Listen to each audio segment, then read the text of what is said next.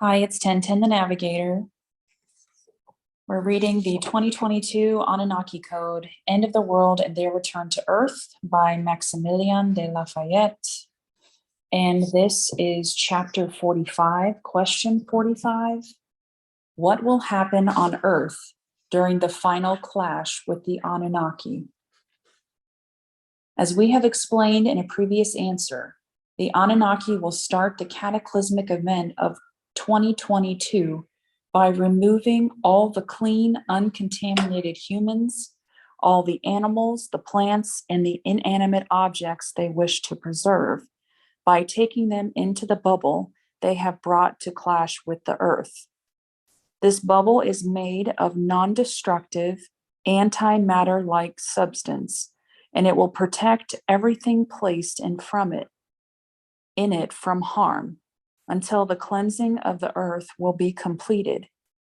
We have also explained what would happen to those humans who are only lightly contaminated.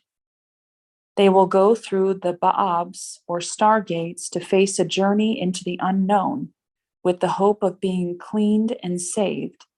They have no guarantee, but going through the Ba'abs and risking their life is the only chance they have. The question remaining now is, what is going to happen to those who have remained on Earth, those who are contaminated with evil to the extent that cannot be saved? First, one must remember that in an instant, the houses these people lived in, any animal that they have had, all the plants of the earth, and the many other buildings will disappear in a blink of an eye. For a short time, these people will find themselves in an environment that is already totally alien and frightening. Some may remember the warnings of the Anunnaki, started 14 years before the event, and constantly repeated but ignored by many. Others may have never even noticed the warnings, and so they have no clue as to what is happening. None of that matters, since one must also remember that these people are evil to the core, that nothing can reclaim them because they have nothing which is good in their minds, and that the Anunnaki have absolutely no mercy and no sentimentality about evil and its redemption. The Anunnaki firmly believe that all evil should be destroyed, if at all possible. At this point, the sun and the moon, depending on the time zones, would seem to be eclipsed. This will not happen naturally, but rather the whole sky over the entire world will be covered with spaceships and motherships. A massive ceiling of metal shapes of machinery, gadgets, wheels, and shifting lights will be created. They will be ominously silent, as if waiting. Looking at from below will be so frightening. Let me read that again. Looking at this from below will be so frightening that many people will lose their heads. Some will try to hide, some will run around in circles, not knowing where to go. In crowded urban areas, they will create stampedes, killing each other in the process.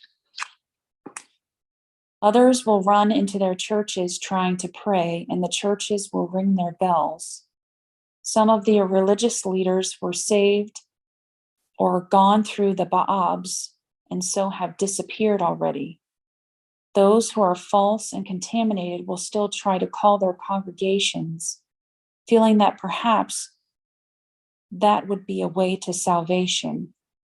In various cities, people will try to reach their governments without much success. The only officials that have stayed on their posts will issue orders to avoid any interference with the extraterrestrials, since it will make everything even more dangerous and no one on Earth has the technology to match. The officials' orders will be ignored, particularly by those in rural areas who are used to self-sufficiency. These people will confront the Anunnaki, start shooting at them with their guns. As in other areas, which of course have had many good people living in them, only the violent ones have remained, since the others have already escaped.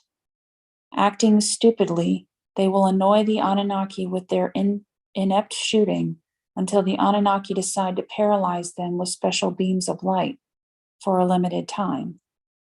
When the beam's effects wear off, some will resume their doomed attempts to fight, and at this point, the Anunnaki will go into the final stage. From the bottom of the spaceships, they will diffuse a special substance that will land in huge, swirling streams. It is a black liquid mixed with light and electricity and some strange sparkling particles, which are a form of energy or radiation. It smells like fire and brimstone, yet strangely, it's cold to the touch, yet it burns everything it touches.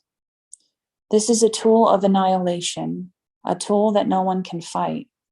The substance will slither inexorably over the ground, the buildings, and the stranded cars like icy cold lava waves. It will sweep away many people, killing them instantly. Once it covers a large area, it will begin to coagulate, and as it does so, will expand and rise up, foot by foot, until it reaches the height of 8-storied buildings. Slowly, it will harden, solidifying itself into steel-like state.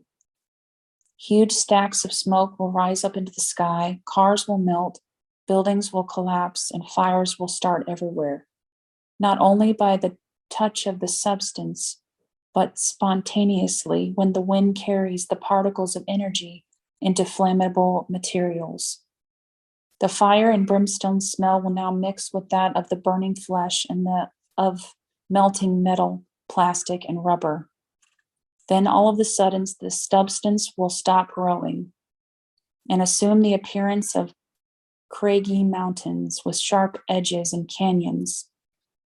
To the very few who have escaped, who have now nowhere to go to, will try to climb on the substance since the earth itself will be buried in it.